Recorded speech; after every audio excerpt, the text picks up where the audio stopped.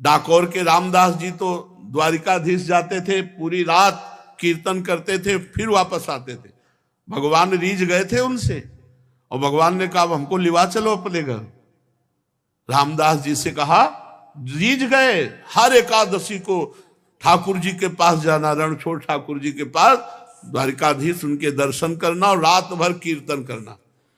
एक दिन ठाकुर जी ने कहा अगली बार अब गाड़ी लेके आना और हम तुम्हारे साथ चलेंगे। तो उनका, प्रभु हमारे साथ चलोगे? आप बूढ़ा शरीर है हमारा, आपका तो नौ किशोर हो, हम कैसे गाड़ी में ले पाएंगे, और बाहर ताला लग जाता है।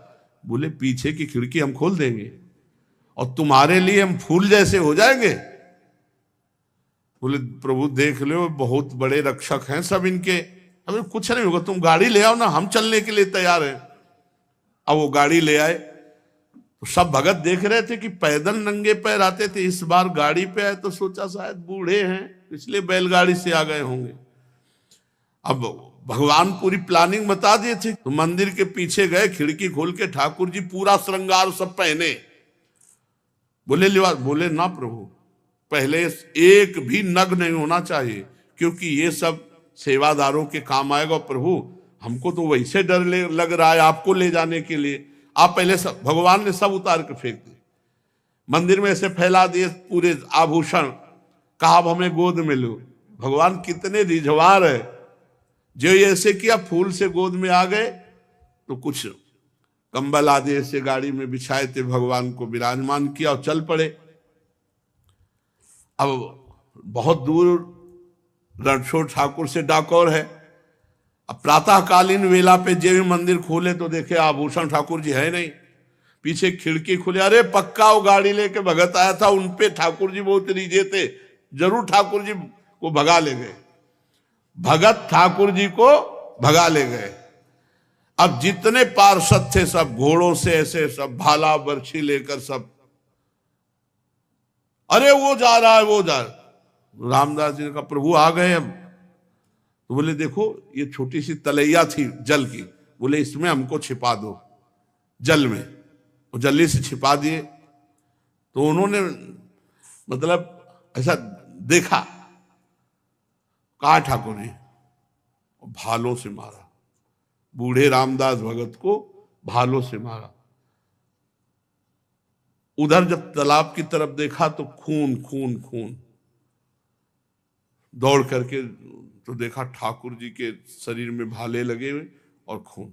ठाकुर जी ने कहा तुम जैसे निर्दयों के साथ हम नहीं चलेंगे, हम रामदास जी के साथ जाएंगे। तो उनका प्रभु आप हमारा जीवन हो, जीवन ही आपसे चलता है। बोले हाँ यही बात तो है ना कि हमसे जीवन चलता है, रामदास हमारे तौल भर सोना दे देंगे तुम्हें, ठीक है?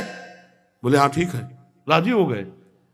रामदास जी ने कहा प्रभु प्रभु वैसे पिटवा दिए, कह रहे सोना दे देंगे, हमारे पास सोना कहाँ है, गरीब आदमी प्रभु। भगवान ने कहा चुप, ले चलो पहले डाको। अब पीछे वो सब भाला बर्छी लिए घोड़े पे सवार, वहां ठाकुर जी पहुंचे। बोले तराजू लाओ, एक तरफ ठाकुर जी को विराजमान कहो, ए रामदास चढ़ाओ सोना। ठाकुर जी से कहा महाराज, तो बोले एक छोटी सी नथ है ना तुम्हारी पत्नी की, वो हिले उतले में हम तौल जाएंगे, उतले में हम तौल जाएंगे। एक छोटी सी नथ, छोटी सी पतली बारी, उतना ही था। भगवान को सब पता है, जो इधर है सो भगवान टंग गए। वो बोले देखो ऐसे सोना तो ज्यादा है पर ले जा तो भगवान ने कहा देखो सोना तो ज्यादा है पर रामदास उदार आदमी है, दे देंगे, दे दे भाई। अरे बोले प्रभु, तो भगवान ने कहा देखो हम जाने वाले तो नहीं, अपना स्वरूप दूसरा प्रकट किया। बोले इसे ले जाओ। आज भी जो भगवान रामदास जी के यहाँ विराजमान है वो ठाकुर, आज भी पट्टी बंधती ठाकुर जी की, आज भी पट्टी बंधती है। भगत के ऊपर प्रहार किया तो आज भी भगवान के घाव और पट्टी बंधती। तो एकादशी व्रत ऐसा जैसे रामदास जी रहते थे। पूज्य श्री मथुरा दास जी भक्तमाली जी थे, एकादशी को चर्चा नहीं करते थे, रोज चर्चा होती थी पर एकादशी को निर्जला रहते थे। दशमी से छोड़ देते थे भोजन पानी, एकादशी के दिन एक बूंद पानी नहीं, और द्वादशी को परायण इसलिए बोलने में भी सावधान, और वयोवृद्ध अवस्था तक नंद बाबा एकादशी कार्तिक शुक्ल पक्ष की थी। भगवान की पूजा की, रात भर कीर्तन किया और द्वादशी को स्नान करने के लिए यमुना जल में प्रवेश किया।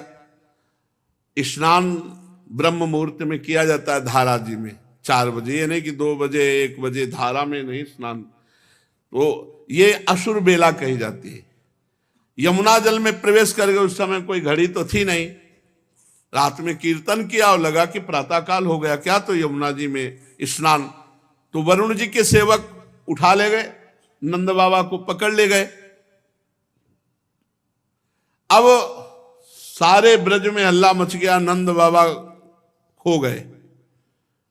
अब पूरे ब्रज के गोप सब श्री कृष्ण से कहा कि पता नहीं कहां नंद बाबा गायब हो गए, तुम ही अपने पिता को ला सकते हो। हे श्री कृष्ण, तुम्हारे ऊपर ही हमारा विश्वास भरोसा। सब रोने लगे।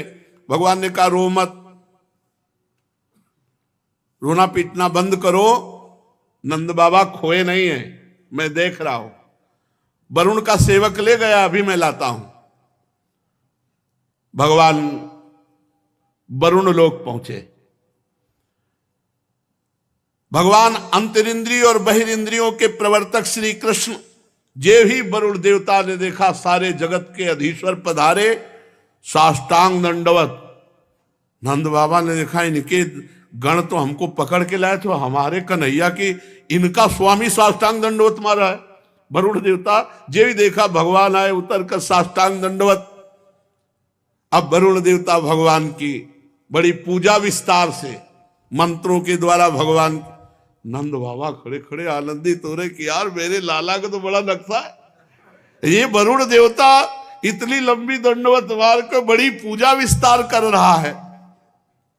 वरुण जी ने कहा प्रभु अद्य में निवृत्तो देहोद्यैर्वार्थोऽधिगतः प्रभु त्वत्पादां भाजो भगवन्नवापुः पारमध्वनः नमस्तुभ्यं भगवते ब्रह्मणे परमात्मने न यत्र सूर्यते माया लोक सृष्टि विकल्पना। प्रभु आपकी जय हो, आज मेरा वरुण शरीर धारण करना सफल हो गया, आज मुझे सब कुछ प्राप्त हो गया, सारे पुरुषार्थ मिल गए, क्योंकि आप भगवान जगदीश्वर के चरण सेवा का अवसर प्राप्त हुआ। नंद बाबा कि हम तो समझते थे भगवान नारायण है, मेरा कन्हैया भी भगवान है, यही तो। अब बाबा की और छाती फूल रही, अरे मेरा लाला भगवान है। प्रभु आपके चरण कमलों की सेवा का सुअवसर मिला, हम तो भवसागर से पार हो गए। आप भक्तों के भगवान, वेदांतियों के ब्रह्म और योगियों के परमात्मा हैं। प्रभु आपके स्वरूप में विभिन्न लोकों की सृष्टियों की कल्पना करने वाली माया नहीं है, ऐसा श्रुति कहती। हे श्री कृष्ण, मैं आपको नमस्कार करता हूं, बार बार दंडवत।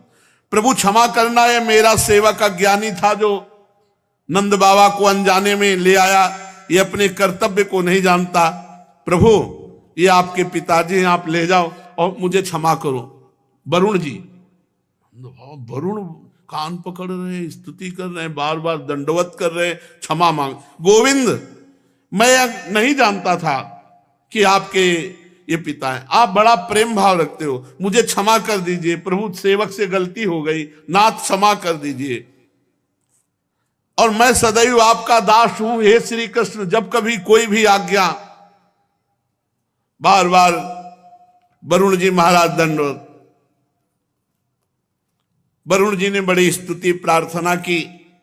भगवान श्री कृष्ण ब्रह्मादि ईश्वरों के भी ईश्वर हैं। फिर लोकपाल वरुण ने भगवान की 4 परिक्रमा की, दंडवत की, बार बार क्षमा याचना की। नंद बाबा बड़े आश्चर्य में, नंद बाबा को लिया ब्रज में आए। अब सुबह बैठक बुलवाई गई। नंद बाबा भाई, नंद बाबा ने कहा कि मैंने देखा वरुण जी बार बार दंडवत, पूरी साष्टांग दंडवत मार रहे थे और कह रहे थे इंद्रियातीत ईश्वर योगीश्वर योगींद्र भगवान परमात्मा।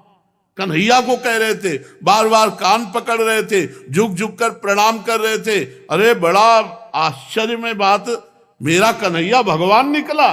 हम तो समझते थे भगवान नारायण की कृपा है। अरे इसीलिए गिरिराज गोवर्धन उठा। भगवान के प्रेमी गोप सुन करके बड़े आश्चर्य में हो गए, ये कन्हैया भगवान है, हमारा सखा भगवान है। बड़ी उत्सुकता हुई। नंद बाबा के पास से जब हटे गौएं चराने गए ब्रह्म हृदय, तो सब सखा ने कहा, ए भगवान सुनो, तुम भगवान हो। भगवान ने कहा भगवान थे। कन्हैया ने कहा भगवान थे। तुम बैकुंठ के नाथ भगवान हो, तो हमें बैकुंठ दिखाओ अगर भगवान हो। हमारे साथ खेलता है, हमारे साथ भगवान कहां से हो सकता है, दिखा हमें बैकुंठ दिखा, जिसमें केवल महान सिद्ध प्रेमी भक्त ही प्रवेश पा सकते हैं। ऐसे वैकुंठ दर्शन की जो मायातीत स्वधाम है, भगवान अपने गोप सखाओं की अभिलाषा पूर्ण करने के लिए तत्काल कहा, इस ब्रह्म हृदय में स्नान कराओ, जहां क्रूर जी को स्नान। जो ही डुबकी मारी सो पहुंच गए वैकुंठ। जय विजय नंद सुनंद भगवान के दिव्य पार्षद, दिव्य अस्त्र भगवान, और बड़े ऊंचे सिंहासन पे भगवान विराजमान है। सखाओं को जय विजय, रुको, सर्वलोक महेश्वर अनंत ब्रह्मांड अधीश्वर, ऐसे भगवान के साथ झुक के चलो। दूर से बोले हमें नहीं चाहिए बेकुल, इतने ऊंचे में वो बैठा है और यहाँ सब हमको दबका रहे। हमारा कन्हैया ही जिससे हम खेलते, हमें बैकुंठ भूल कर बैकुंठ नहीं चाहिए, सोई ऐसे उछरे। भगवान ने कहा, बोले कन्हैया एक बात मांगू, तू मेरा नित्य सखा है, मेरा प्राण, तू मुझे कभी बैकुंठ मत भेजना। मुझे जहां इतनी दूरी हो और जहां ऐसा शासन हो, मुझे वो अपना कन्हैया प्यारा लगता है, जिसके साथ मैं खेलता हूं, जिसके साथ मैं खाता हूं, जिसके साथ विभिन्न प्रकार की क्रीड़ाएं करता हूं। ब्रजवासियों को बैकुंठ फीका लगा। भगवान के प्रेम धाम वृंदावन ब्रजधाम से भी श्रेष्ठ वैकुंठ को माना जाए तो आप सोचो ब्रजवासियों को अच्छा नहीं लगा और मना कर दिया कि कन्हैया एक बात मुझे दे कि इस ब्रज से कभी मैं बाहर न जाऊं, यहीं का बंदर बनाओ, यहीं की चिड़िया बनाओ, यहीं के पशु पक्षी लता बनाओ, मुझे बैकुंठ नहीं चाहिए। इस संसार में जीव अज्ञानवश शरीर में आत्मबुद्धि करके भांति भांति की कामना करता है, उसकी पूर्ति के लिए पूरा जीवन नष्ट कर देता है। फिर उसके फलस्वरूप वो पशु पक्षी कीट योनियों में जाता है, इसलिए अपनी गति को पहचान नहीं पाता। परम दयालु भगवान ने अपने सखाओं को मायातीत वैकुंठ धाम का दर्शन कराया। भगवान ने फिर सखाओं को ब्रह्मबोध कराया, जिसका सत्य ज्ञान अनंत सनातन ज्योतिष स्वरूप समाधिनिष्ठ गुणातीत पुरुष ही पाते हैं। देखो ब्रह्म सनातन है। सत्यम ज्ञानम अनंतम यदि ब्रह्म ज्योतिष सनातनम, सत्यम ज्ञानम अनंतम यद ब्रह्म ज्योतिष सनातनम यदि पश्यन्ति मुनयो गुणा पाए समाहिता। जिसमें अक्रूर जी को भगवान अपने स्वरूप का दर्शन कराएंगे, उसी हृदय में स्नान करा करके परम धाम का दर्शन कराया।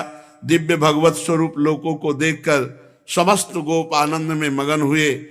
भगवान श्री कृष्ण मूर्तिमान ब्रह्म है, मूर्तिमान परमात्मा है, मूर्तिमान भगवान है। ये सब गोपों को आश्चर्यचकित हुआ कि हमारे कितने अहोभाग्य कि हम ब्रह्म परमात्मा भगवान अपने लाडले कन्हैया के हैं। यही ब्रजवासियों की आज भी महिमा है। जो यहाँ के खाटे ब्रजवासी हैं पुराने, ठाकुर जी के प्रति उनके हृदय में अपार संबंध प्रेम है, जैसे घर का, ऐसी बात है। उनके लिए भगवान नहीं नजर आते, उनको मेरे कृष्ण। देखो नंदगांव के जब आते हैं ना, उनकी ठसक झलकती है। बरसाने के जब श्री जी के जन आते हैं ना, उनकी ठसक झलकती है। ब्रजवासियों से जब बात करो ना तो ठसक झलकती, सच्ची कहते हैं। आएंगे, प्रणाम करेंगे, प्रसाद देंगे और फिर कहेंगे ए बाबा तो आशीर्वाद दूं, लंबी आयु तेरी, कोई नहीं बिगाड़ सकता। अरे लाडली जू की कृपा, वो कहे अरे नंद लाला की कृपा।